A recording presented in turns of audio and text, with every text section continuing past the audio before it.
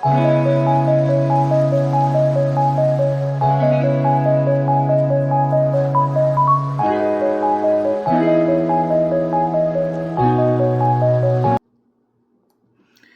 welcome to Proven Cures. I'm your host, Sarah McLeod.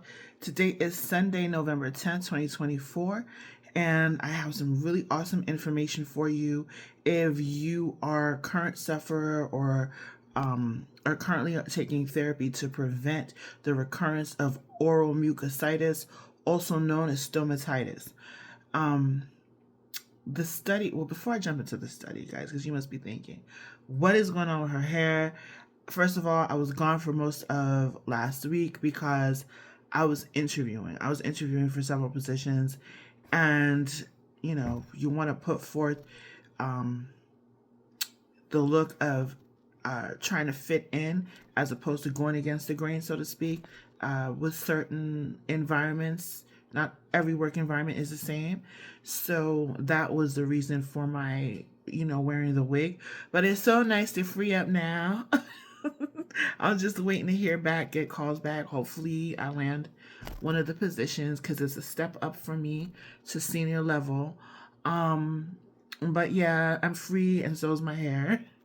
And I have, like I said, I have some really great information for you guys, which is not always easy for me to attain because I am continually looking for clinical trials using nutraceuticals, using herbal methods.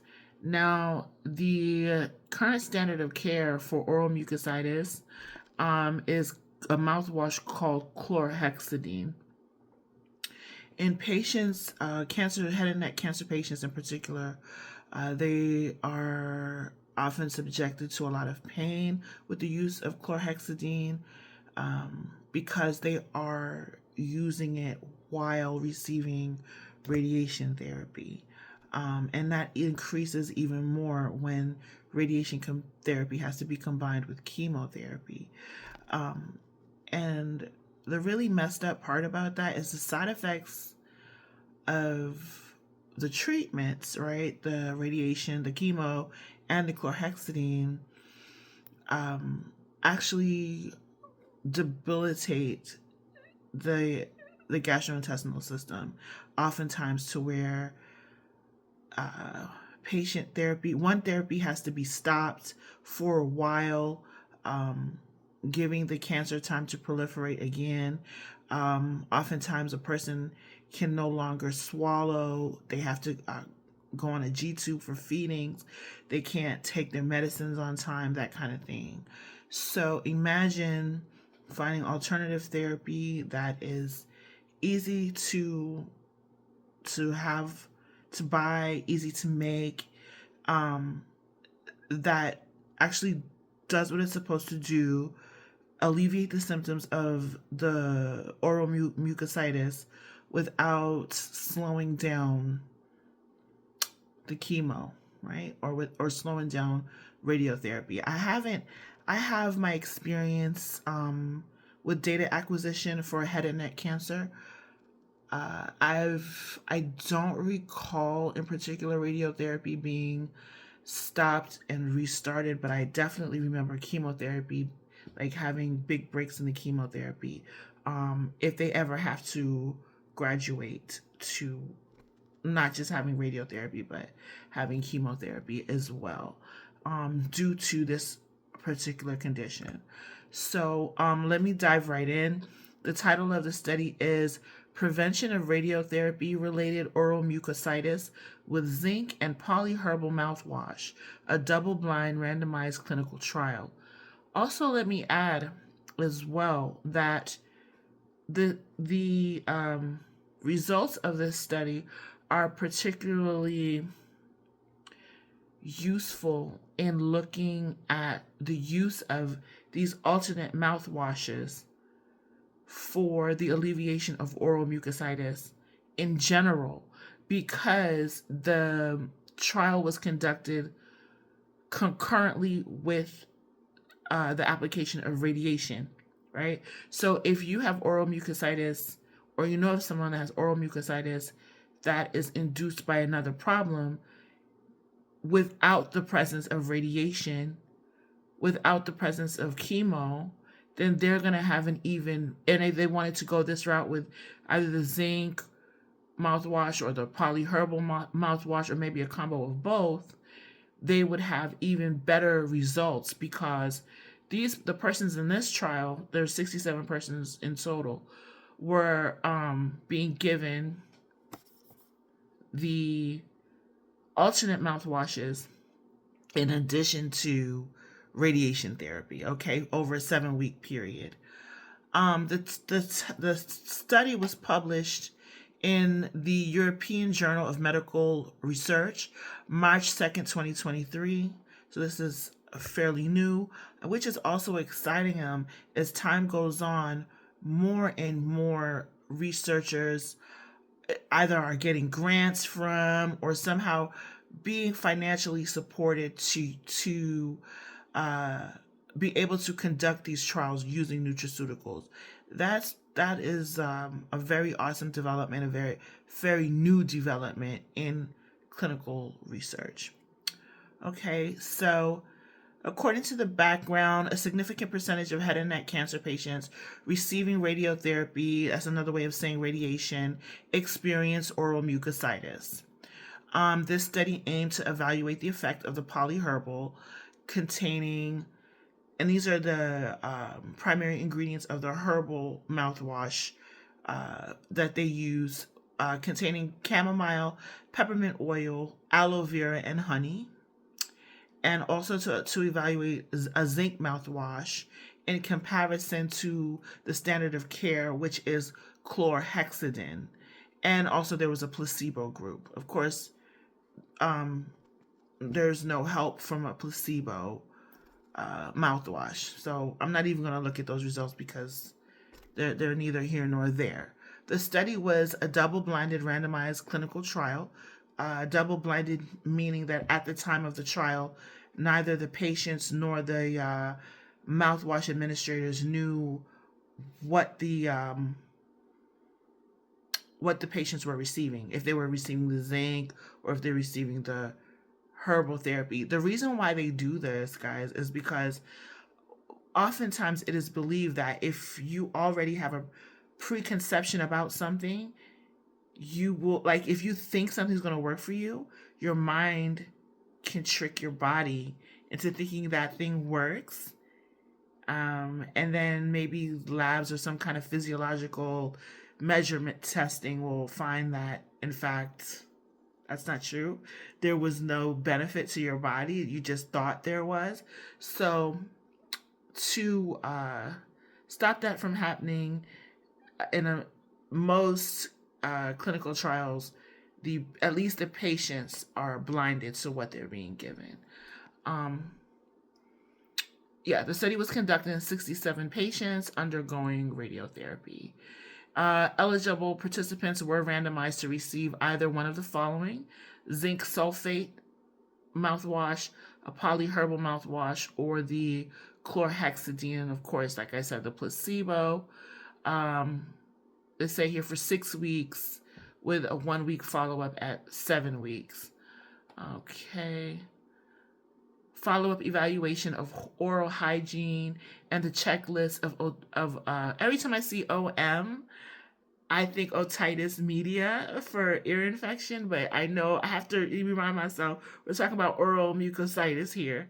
But otitis media is, OM is an abbreviation also for otitis media. So I hope I don't slip up and say that during the course of this video, but if I do, forgive me. That's my clinical training. But yeah, participants were given checklists or administered checklists of oral mucositis symptoms, and also to evaluate for intensity of pain according to the World Health Organization assessment tool known as the Oral Mucositis Assessment Scale, OMAS, and a visual analog scale. Participants were asked these questions and assessed for pain and oral mucositis symptoms weekly, once a week for 7 consecutive weeks. I'll just give you a brief general of the results now because the results are really good. But I want to kind of dive into the meat and potatoes of the study, meaning I want to dive into the the actual benefits that the researchers mentioned uh, that are gained from using zinc, the benefits that are gained from using each of the herbal supplements in the herbal mouthwash, why you may want to use both of them together. I really want to, and also the preparation of these mouthwashes, because it's not like you're going to be able to run out and buy them off the shelf, right? These were created in a lab specifically for the study. So, but the ingredients are all attainable: chamomile, peppermint oil, aloe vera, honey, you know? So it's definitely worth listening to if this is something that you feel it would be of benefit to you. Also, this is the point in the video where I say grab a pen and paper, because you might want to jot down some things along the way, especially when I start diving into the ingredients, talking about each ingredient, how they're helpful, and how to, and if you don't want to write that down, you just want to listen, but you might want to figure out how to do the preparations. Because one thing I remember doing some video, I started this channel in 2018, and one thing would happen a lot of times in my videos, the comments would be redundant, and people would get upset because I get tired of answering the same questions over and over again. Well, I've already explained it in the video, and then you guys want me to remember 2, 3, 4 years later, how do you mix this? How do you do this? And I actually have to go back, listen to my video all over again to write it out when this is what the video's for, right? Because it's already written out on the study, and it's harder to read the actual study. I'm doing the heavy lifting, so it's just your part now to listen, and then you'll be able to take notes. You can slow the video down if necessary or whatever. So, the overall results shown that the use of either zinc sulfate mouthwash or the polyherbal mouthwash significantly reduced the scores of oral mucositis and the severity of pain during weeks 2 to 7 after consumption, compared with the standard of care chlorhexidine mouthwash. According to the post hoc analysis and compared with the placebo, a significantly better result was reported for zinc sulfate and polyherbal mouthwashes at weeks 2 to 7, but not for the chlorhexidine mouthwash. And actually, to be more specific, let me dive into that. Yeah, here it is. So the mean severity of pain in the polyherbal mouthwash group was lower. So at weeks 2, 3, 4, and 5 than with zinc or chlorhexidine.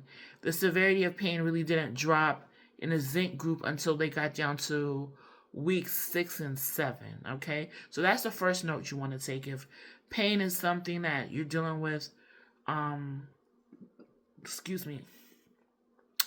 lot with the use of chlorhexidine, and oral mucositis in general, the fastest alleviation of pain within the 2 to 5 week period. And mind you, these are persons, like I said, who are also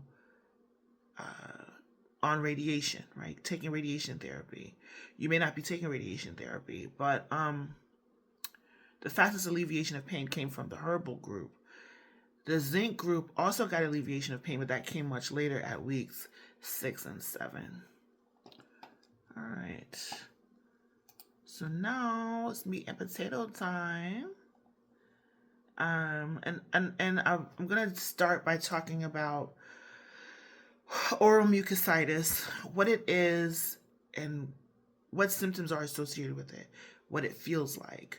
So, oral mucositis is characterized by a disruption in the epithelial integrity of the oral cavity, the pharynx, and the GI, the gastrointestinal tract. So, that that inner wall in our mouths that we kind of take for granted.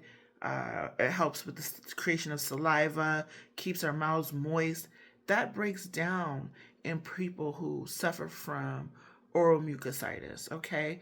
And the common symptoms associated with it are pain, dysphagia, which is difficulty in swallowing. I hope I don't mispronounce this. I've never known how to pronounce it properly. Dysgeusia, which is a fancy word for when foods taste different. Like maybe all of your foods become sour, or all of them taste sweet, or maybe all of them taste bitter. That is a form of dysgeusia that happens when you have oral mucositis, which can be pretty miserable, right? Imagine you have a hankering for something, and as soon as you taste it, it's like it's something else. That's pretty bad. Also, they suffer from dehydration, anorexia, and weight loss, which of course, will result if you can't swallow properly. You can't eat foods. You can't eat solid foods properly. Um, Now, like I was saying earlier on, when this starts to happen, uh, the mucositis prevents further treatment. So if you're on any type of oral therapy for disease and you can't swallow, you can't take your medicine. Um, you might need adjuvant supportive care like a G tube. So you can be fed through the stomach, that kind of thing. So it's like a roller coaster, of misery that, it starts here, but then makes life hard overall. So that is why researchers have gone the extra mile to see how to make it easier to overcome oral mucositis, because the standard of care has been associated with burning. So it's not comfortable to use the chlorhexidine mouthwash. Okay, so the first mouthwash, in one of the first mouthwash I'm going to discuss, comprised one of the treatment arms, and that was the zinc mouthwash. Now, they say here that here's why zinc is awesome. So, zinc has the potential to diminish oxidant injury caused by reactive oxygen species. It has a key role in collagen synthesis, fibroblast, and keratinocyte proliferation. So, it helps to build up the inside of the mouth. Moreover, zinc is the cofactor of some cellular processes such as synthesis of DNA, protein, RNA polymerase, and reverse transcriptase. Those are all necessary enzymes for the breakdown of food and for cellular regeneration. It has wound healing properties while boosting the growth, immune, and reproductive systems. All right, so that's what we have here on zinc. Next, they go into uses for chamomile. Chamomile is used as an antibacterial, an antifungal, and anti-inflammatory. So it reduces swelling and pain. This is why the polyherbal mouthwash was able to alleviate pain sooner than zinc, because I'm not sure about also the aloe vera is so it has several anti-inflammatory herbs in it. So that's why it's useful in that regard. But you'll find the zinc is actually supporting the epithelial environment inside your mouth, inside of your GI tract. So I think they will work together for a speedier recovery as opposed to separately. Um, but let's go a little bit further. So the chamomile, what I say, is antibacterial, antifungal, anti-inflammatory, anti-carcinogenic, spasmolytic, anti-diabetic, and it has sedative properties that have been used for centuries to counteract several health conditions. Peppermint oil is extracted from the peppermint plant. It has several active compounds such as terpenoids, flavonoids, polyphenols, alpha tocopherols. I hear that, and I hear vitamin E, betaine, and choline. Peppermint has multifunctional effects better known for its analgesic, meaning it takes away pain, and antimicrobial properties. Aloe vera is a herbal medicine with valuable features, widely known for its also anti-inflammatory, analgesic, immunoregulatory effects, and antimicrobial wound healing, anti-proliferative, and anti-tumor activities. I'm thinking of something else there with the anti-tumor activities. Let me not go off track. But there is a hypothesis stated that the anti-inflammatory effect of aloe vera is due to inhibition of cyclooxygenase, reduction of tumor necrosis factor alpha levels, and leukocyte adhesive molecules. Wound healing of aloe vera arises from attenuation of vasoconstriction and platelet aggregation at wound sites, increasing growth factors and collagen synthesis, enhancement of wound oxygenation, and neutralizing free radicals. Awesome stuff. Honey now has been used both as food and medicine, it says, from ancient times. It has anti-inflammatory activity as well, antimicrobial. It is associated with wound healing. I know for a fact Manuka honey is antimicrobial. It is associated also with wound healing and anti-inflammation, specifically Manuka honey, and the reduction effect of free radicals. Okay. In persons who are suffering from weight loss, unintentional weight loss, honey can counteract that because it has lots of nutrients that helps your body maintain a healthy weight. So that's great for the persons who are undergoing radiation therapy and chemotherapy, which can cause weight loss. Let's see what else we have here that I think is important to share. So let's get into preparation and formulation of these mouthwashes. Now, you might be able to easily buy a zinc sulfate mouthwash. Just do a Google search or an Amazon search for a zinc sulfate mouthwash. But if you want to stay home and make it, I'll tell you what they used. It's a formulation of 1% zinc sulfate mixed with glycerin and water. They use ascorbic acid and citric acid as a stabilizer.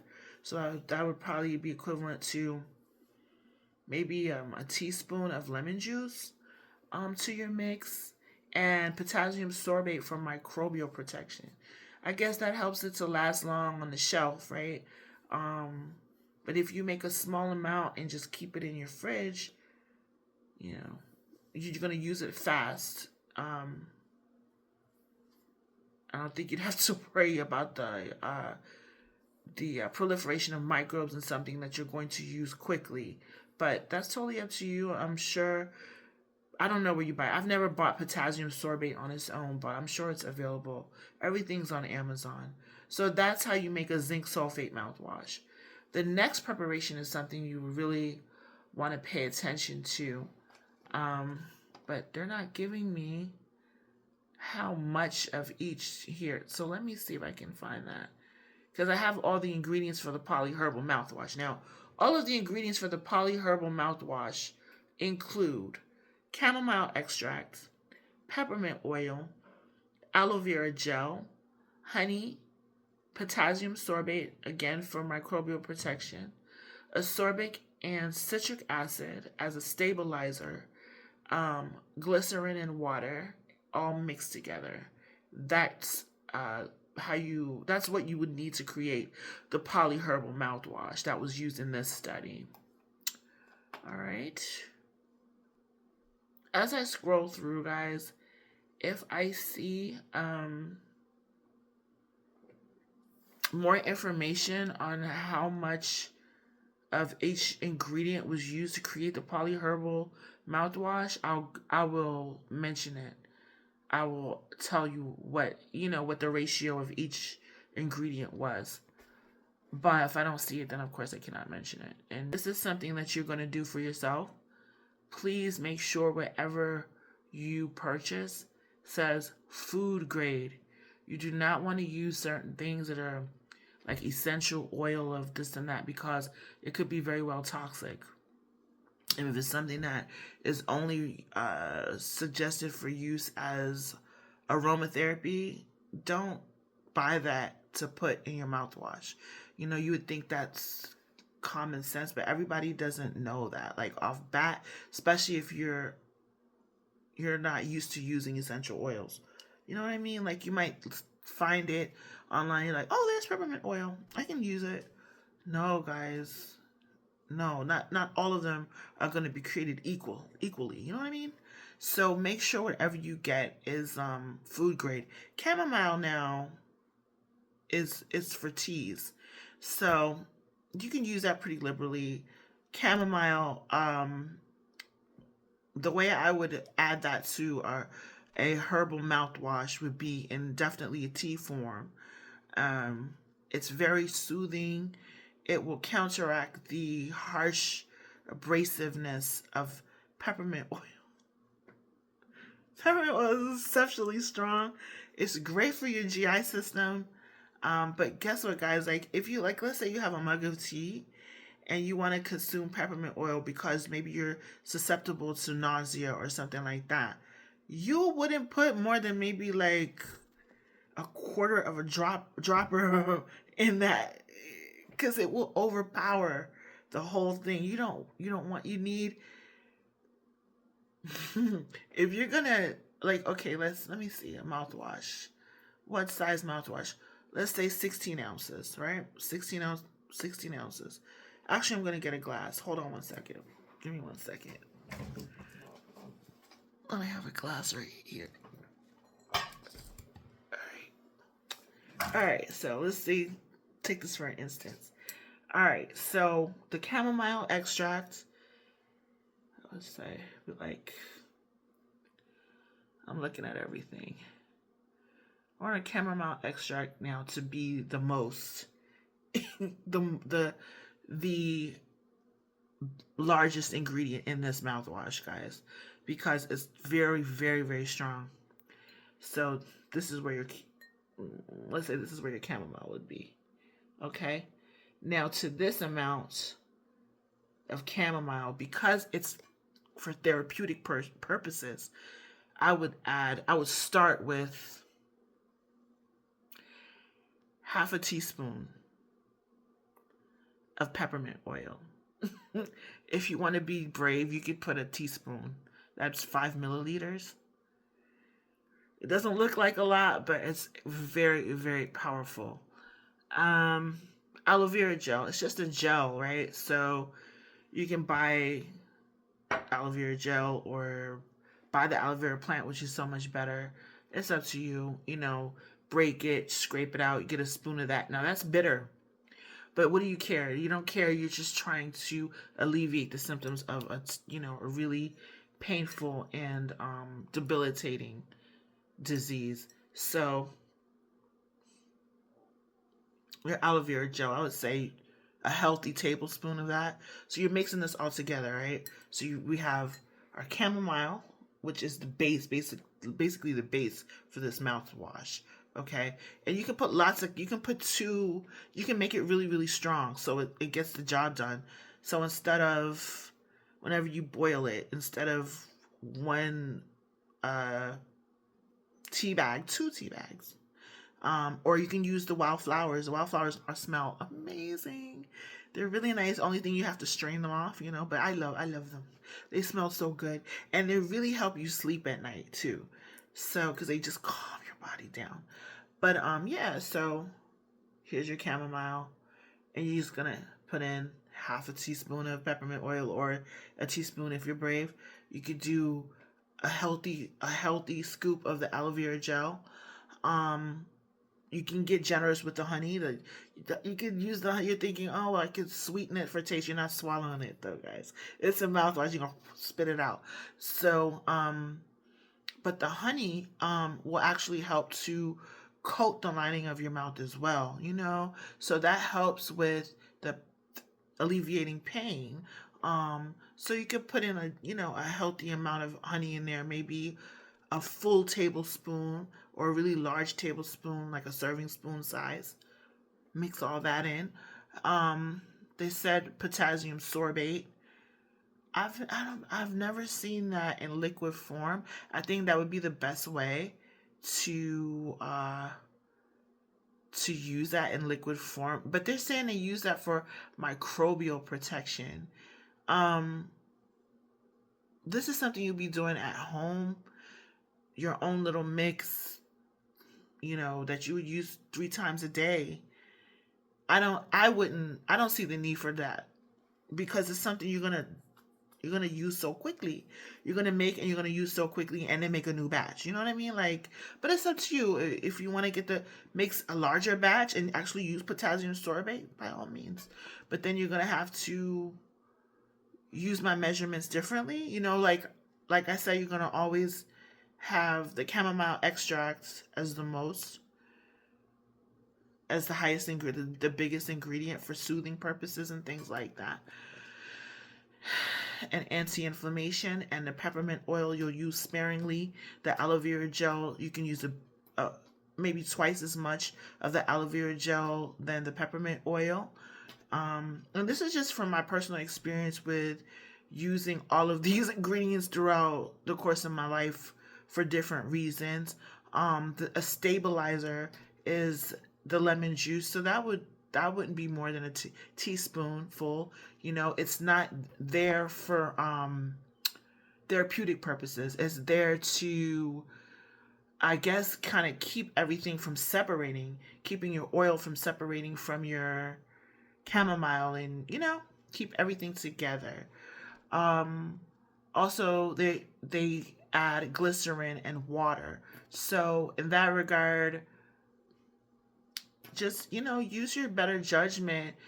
Maybe you do 2/3 chamomile, 1/3 water.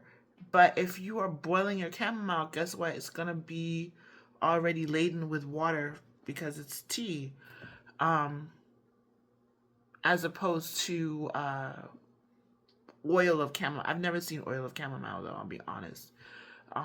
And you can add, of course, add glycerin, food grade glycerin, like what you use to bake with, that kind of glycerin. And with that, once again, that won't be more than a tablespoon at the most. That's it. And you just mix it all together. Please don't come in the comments, how do I do this again? It's right here. I'm going to actually mark where I said this just in case. So I can be like, go back to 33 minutes in. So, all right. So that's your formulation for the herbal mouthwash. All right. Trying to see what else that I think is really important to know. I already told you guys that, patients experience 40% experience total alleviation of all of their symptoms by 7 weeks. Total alleviation. But the primary symptom, which was the primary problem for everyone, was pain. And the polyherbal mouthwash was the star of the show, alleviating pain in persons at weeks 2, 3, 4, and 5. Persons who were only given the zinc mouthwash experience alleviation of pain after 6 and 7 weeks. All right. I'm trying to see if there's anything else I think is really, really, really, really important to add here before I say goodbye. All right, here we go. So how much a day, right, guys?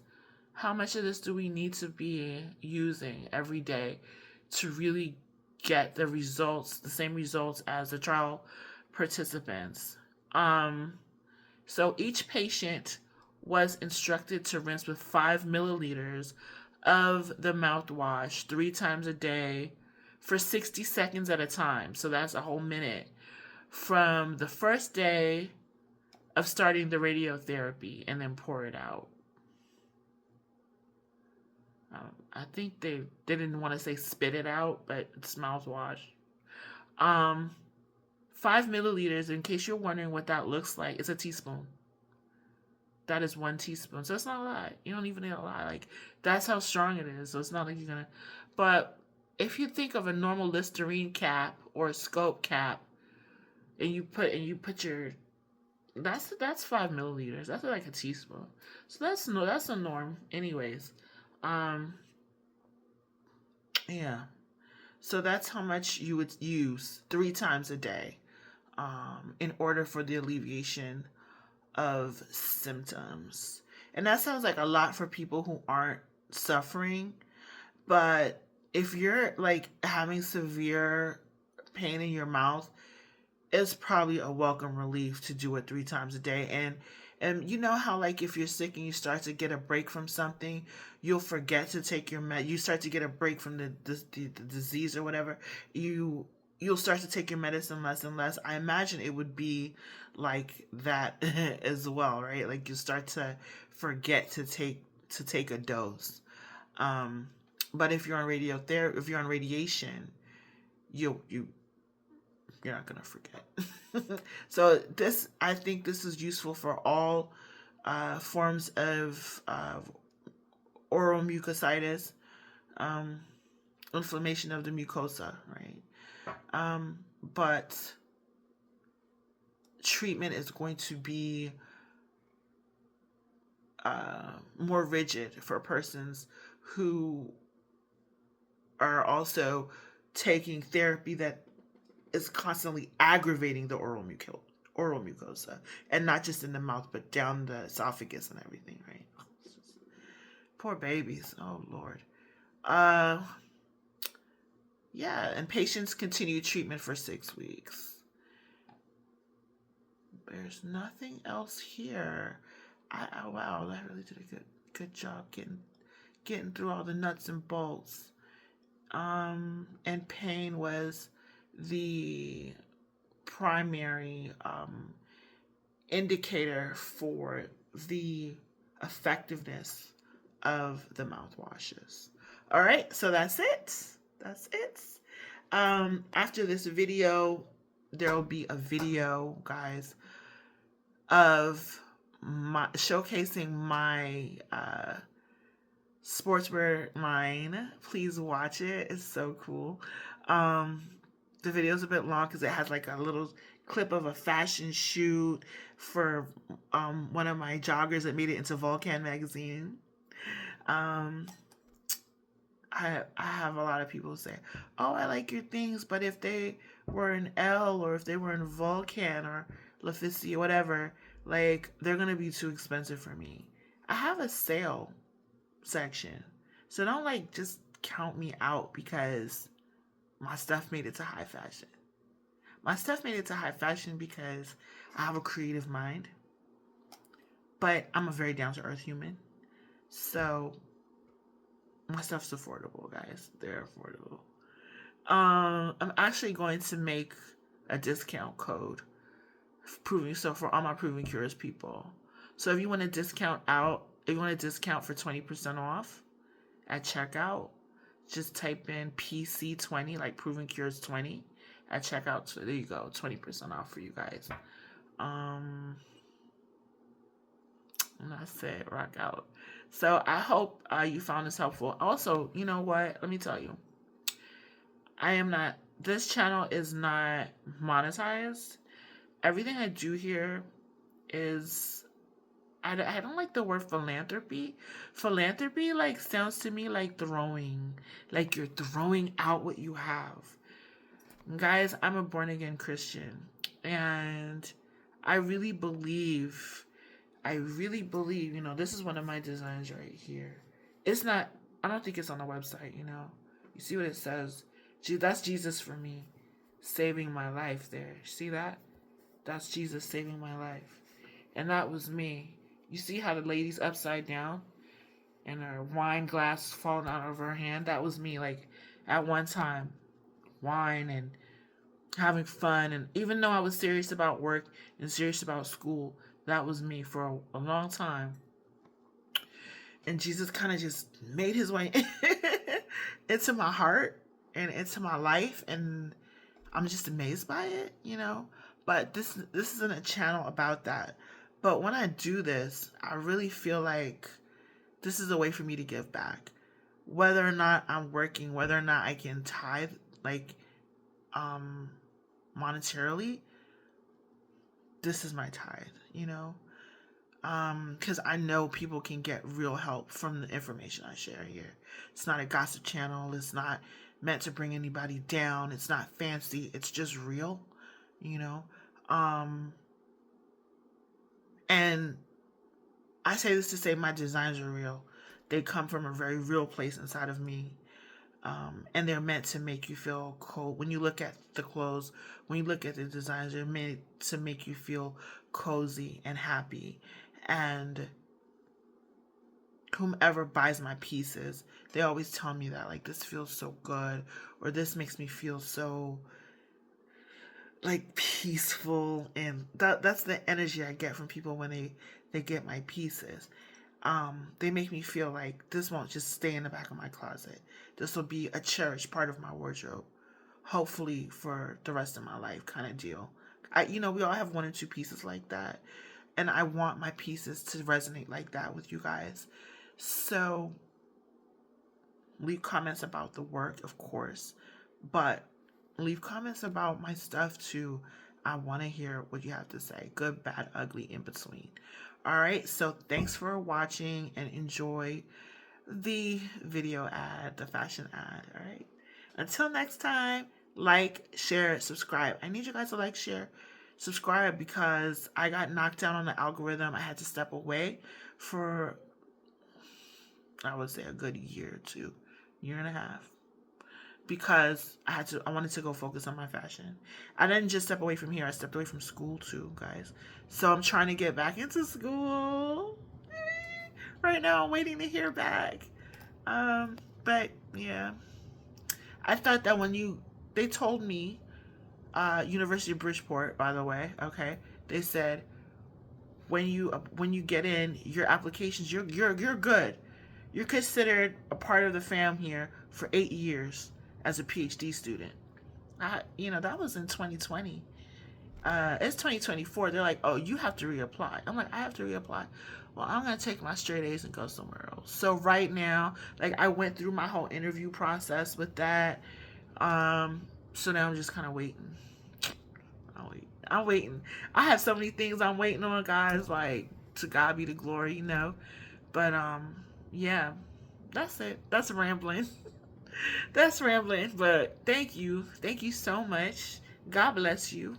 Until next time. Bye.